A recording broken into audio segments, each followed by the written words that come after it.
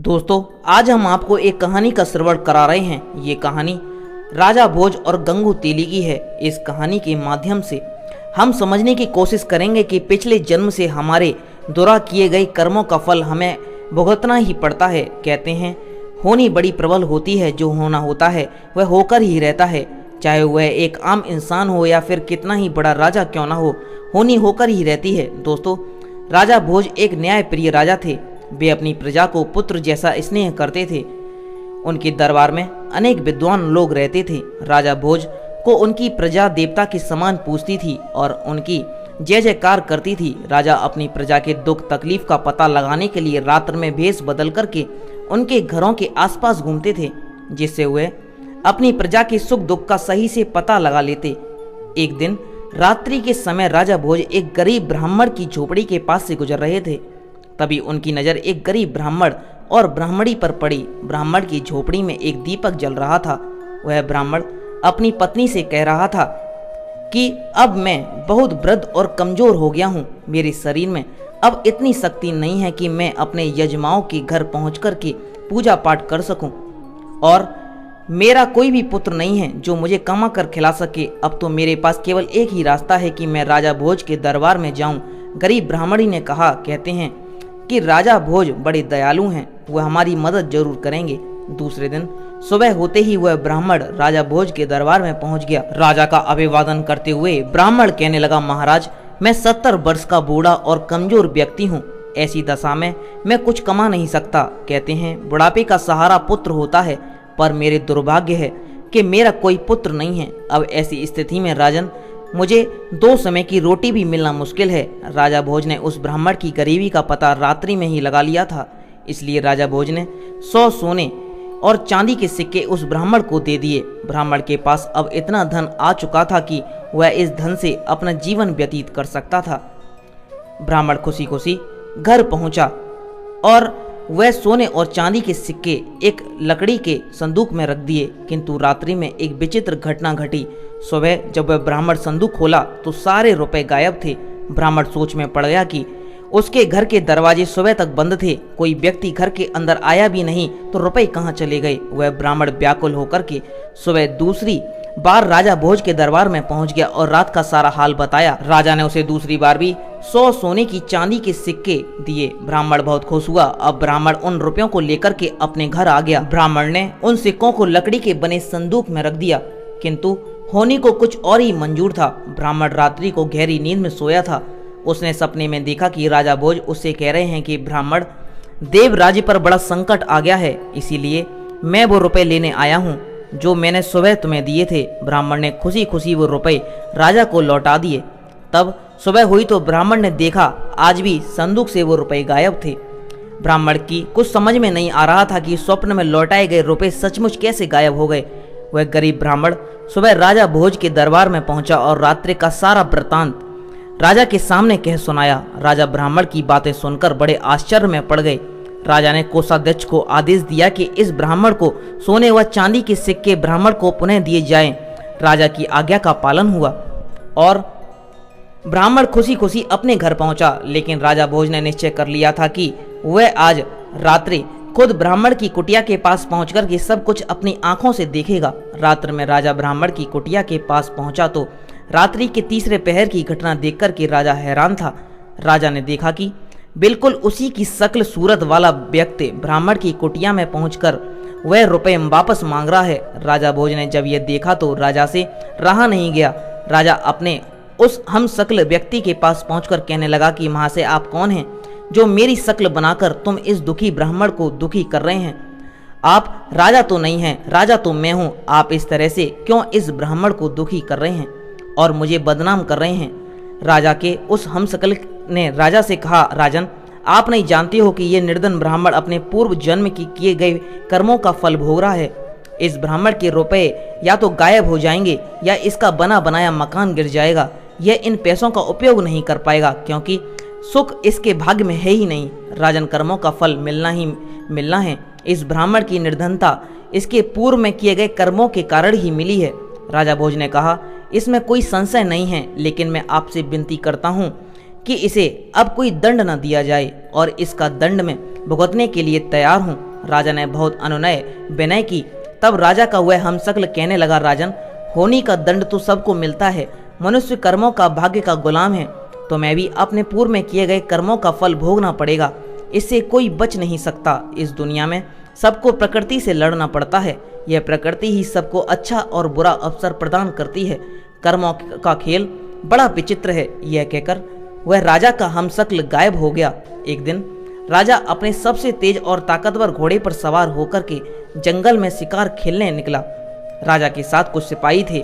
सारा दिन शिकार की तलाश करते करते हुए वह अपने राज्य की सीमा पर पहुंच गए। राजा के सिपाही पीछे छूट गए। तभी उसे घोड़े ने एक ऊंची पहाड़ी पर छलांग लगा दिया। राजा भोज मूर्छित होकर वहीं गिर गए। राजा भोज जब को होश आया तो उन्होंने देखा कि वह पड़ोसी राजा की सिपाहियों के कब्जे में है। सिपाहियों ने राजा से पूछा कि तुम कौन हो। राजा की जुबान बंद हो गई। राजा ने कोई उत्तर नहीं दिया। इस पर सिपाहियों ने राजा को शत्रु समझकर के मारा पीटा और घायल करके नगर के बाहर सुनसान जगह पर फेंक दिया। तभी इस राज्य का रहने वाला गंगू तेली उधर से गुजर रहा था।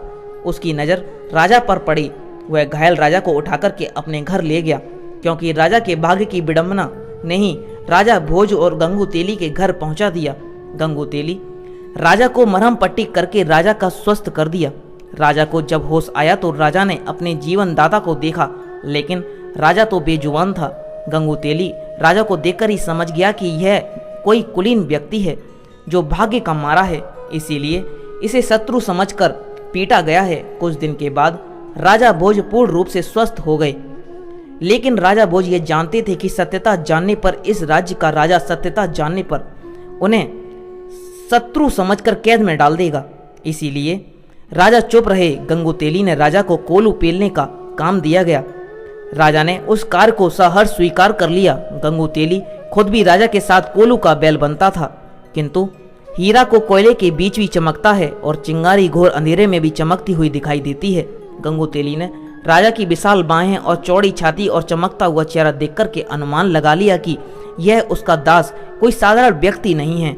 राजा भोज को अपने जीवन दाता का कर्ज चुकाना था, इसीलिए पूर्ण स्वस्थ हो जाने पर भी राजा ने अपना भेद नहीं खोला।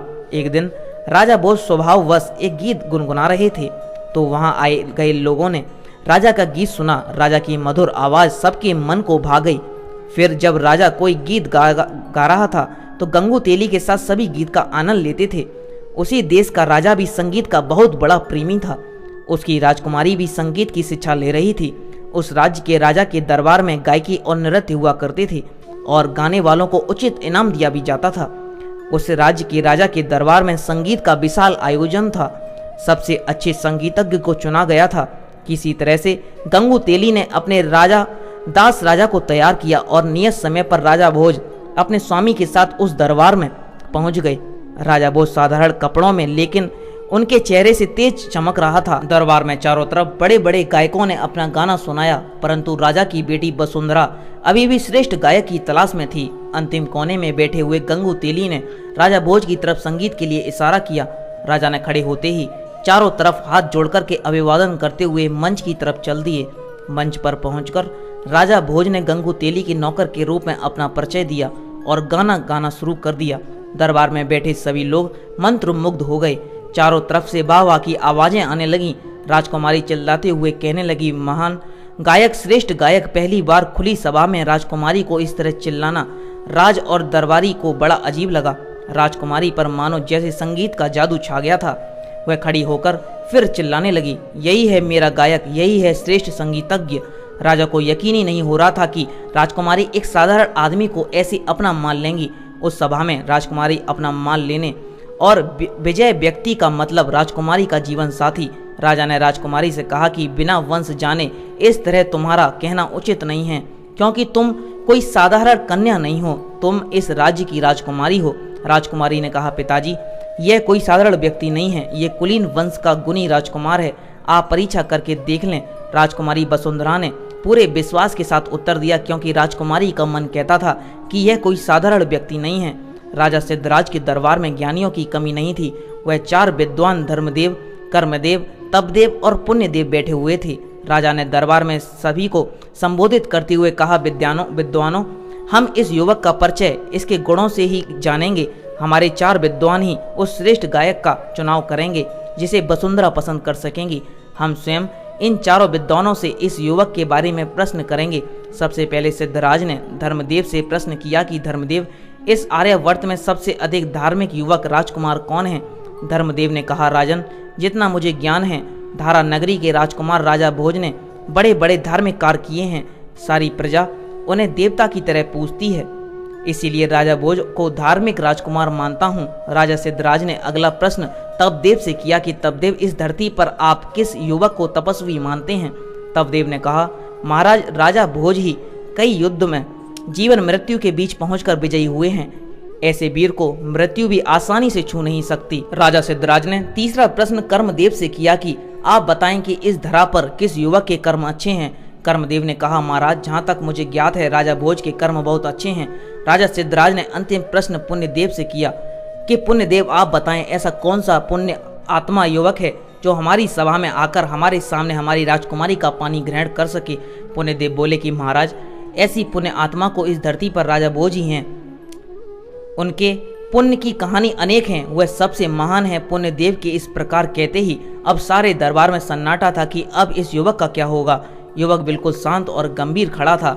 राजा ने उस युवक से पूछा कि तुम अच्छे कलाकार अवश्य हो, परंतु हमारे सभासदों का निर्णय सुन लिया होगा। हमारी बेटी ने न जाने कैसे अचानक दरबार में ये अभद्रता क्यों कर डाली। हमारी बेटी केवल राजकुमार भोज के ही अनुकूल है। हमारे विद्वानों के अनुसार राजा भोज में तप और पुण्य मौजूद है। उस युवक ने कहा कि नहीं महाराज, हमारी दृष्टता क्षमा करें। राजा भोज के गुणों से भी बड़ी कोई शक्ति है जो महान व्यक्तियों को अपने बस में रखती है। राजा सिद्धराज चिल्लाते हुए बोले कि तुम हमारे विद्वानों का अपमान कर रहे हो।